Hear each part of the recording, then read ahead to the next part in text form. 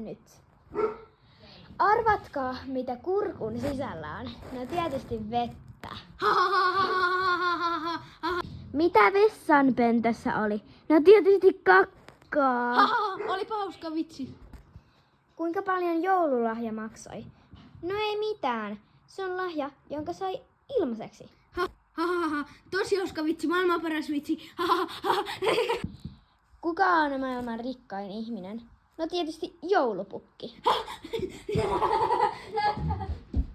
Kumpi ja Kampi taisteli? Kumpi voitti? No kumpi voitti?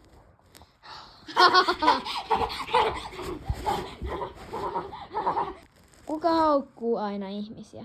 No tietysti koira.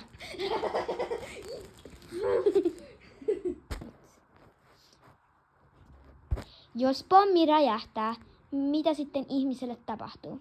Se räjähtää. Pum! Iines ja Akuankka oli metrossa ja Iines valitti. Täällä on ihan toinen kova meteli.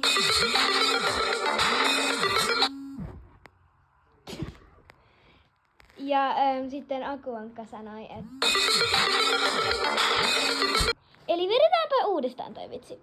Siis että... Tuli pikku häiriö. Joo.